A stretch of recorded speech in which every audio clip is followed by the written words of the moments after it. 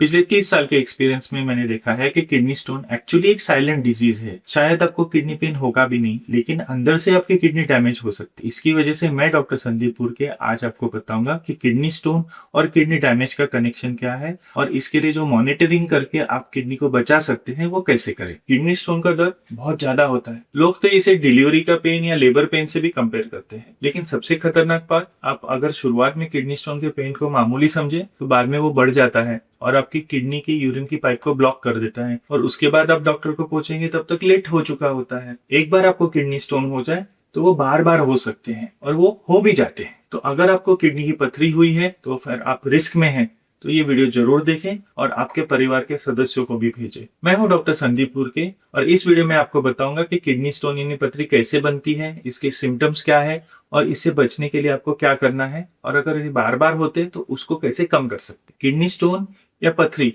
ये कैसे बनती है?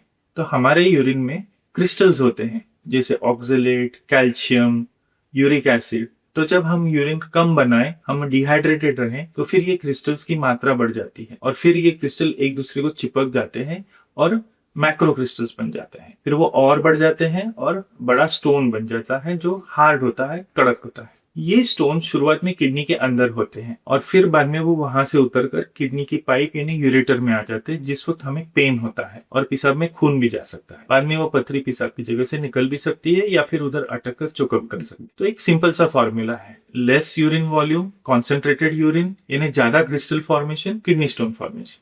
सिम्टम्स डिपेंड करते हैं किडनी स्टोन के साइज और उसके मूवमेंट के ऊपर। तो शुरुआत में जो छोटे स्टोन होते हैं वो वैसे ही पास आउट हो जाते हैं और हमें तकलीफ नहीं देते, और शायद कभी सोनोग्राफी दूसरे कोई कारण से किया तो पता चलता है कि हमें किडनी स्टोन है। अगर आपके स्टोन बड़े हैं तो फिर वो शुरुआत में जब सरकते हैं, यूरिन की पाइप में नीचे जाते हैं, तो आपको पेन देते हैं। वो पेन आपके पीठ से लेके आगे ग्रोइन तक रहता है, लॉइन टू ग्रोइन ऐसा बोला जाता है, और ये वेव्स में आता है जाता है। स्टोन सरकने का रुक गया तो फिर पेन कम हो जाता है। दूसरा है, आपके पेशाब में खून जा सकता है और आपके पेशाब में आपको स्टोन जाते हुए पता चल सकता है। ये जो पेन है वो बहुत ज्यादा पेन होता है और खतरनाक होता है, और पेशेंट एक जगह पर सीधे से बैठ भी नहीं सकता, इतना ज्यादा उसे पेन होता है। और बाद में उसके साथ में उसे नौशिया यानी मछली और उल्टी यानी वॉमिटिंग भी हो सकता है। आपको स्टोन की वजह से पेशाब की जगह में जलन भी हो सकती है और पेशाब रुक रुक कर भी आ सकती है। तो इसमें डेंजर साइंस क्या है? डेंजर साइंस है कि आपके पेशाब का बहाव रुक गया यानी आपको ऑब्स्ट्रक्शन हो गया और आपको हाई ग्रेड फीवर आ गया यानी आप इन्फेक्शन के हायर लेवल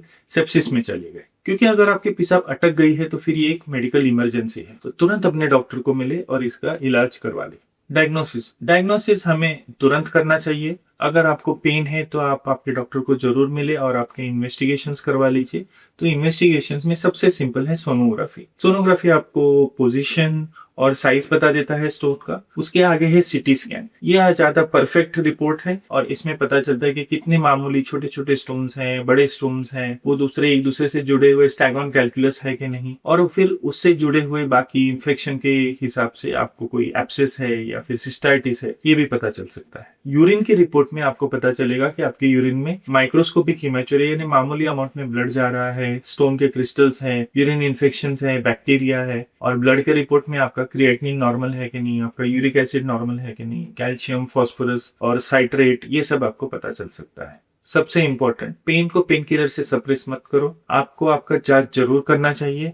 आपको पता चलना चाहिए कि अंदर स्टोन है कि नहीं, कितने हैं, और उसके लिए आपको कोई ट्रीटमेंट करने की जरूरत है कि नहीं।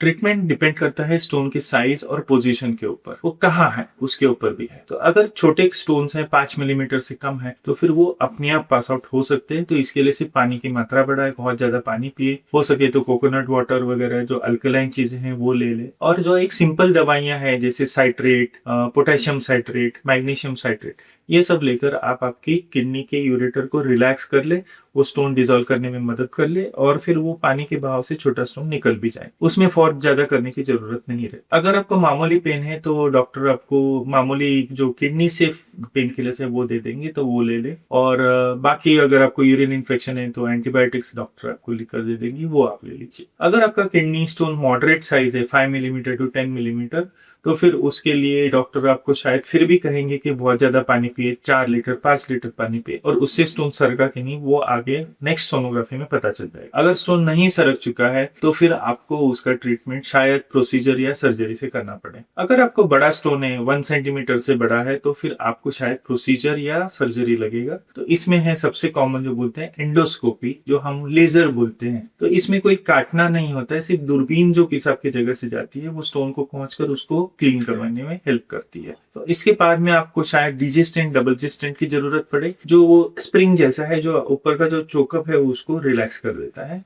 ये डीजे स्टेंट आमतौर पर अराउंड 1 महीने के बाद निकाला जाता है। अगर आपको स्टैगॉन कैलकुलस है, बहुत बड़ा स्टोन है जो दूरबीन से ना क्लियर हो, तो फिर उसके लिए आपको RIRS या फिर ओपन सर्जरी भी लग सकती है। और अगर वो स्टोन पैरेन्काइमल है तो फिर उसको ESWL करके ट्रीटमेंट की मोड की जरूरत पड़ सकती है। याद रखिए, जो स्टोन का ऑब्स्ट्रक्शन है, ब्लॉकेज है, ये परमानेंट भी हो सकता है और उसकी वजह से आपके ऊपर की किडनी बलून की तरफ, गुब्बारे की तरफ फूल कर वो डैमेज हो सकती है, जो कि परमानेंट डैमेज हो सकता है। अगर आपकी एक साइड की यूरेटर चोकअप है और दूसरी साइड की खुली है, तो फिर जो भी जितना भी पेशाब उतर रहा है वो दूसरी किडनी से उतर रहा है। इसका मतलब ये नहीं है कि ये चोकअप किडनी काम कर रही है, चोकअप किडनी काम नहीं कर रही है। तो फिर आपको याद रखना है कि यूरिन का बहाव अच्छा है तो फिर वो एक किडनी चोकअप है तो रहने दो, इससे आपकी वो जो किडनी रिकवरेबल फेज में रहेगी वो फिर परमानेंट डैमेज में चली जाएगी। इसके लिए आपको खबरदारी रखनी है कि आपको अगर स्टोन चोकअप है तो उसको चोकअप को खोलना, ये आपका सबसे इंपॉर्टेंट बात है। मैनेजमेंट, किडनी स्टोन का सबसे बड़ा प्रॉब्लम है कि एक बार अगर हो जाए तो बार बार होता है।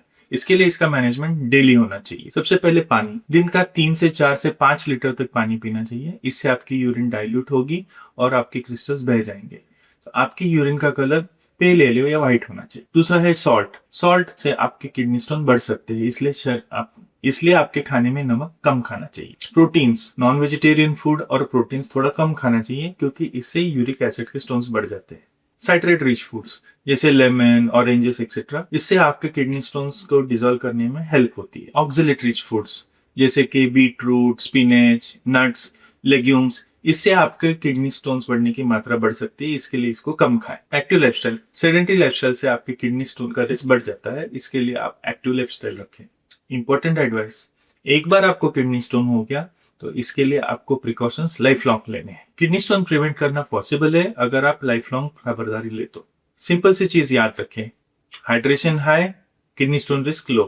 किडनी स्टोन पेनफुल है लेकिन इसका प्रिवेंशन पॉसिबल है। अगर आपको किडनी की पथरी हुई है तो आपको लाइफस्टाइल चेंजेस आज से ही करनी होगी और वो लाइफ लॉन्ग रहेगी। मैं हूं डॉक्टर संदीप बुर्के और मेरा लाइफ टाइम मिशन है आपकी किडनी को बचाना।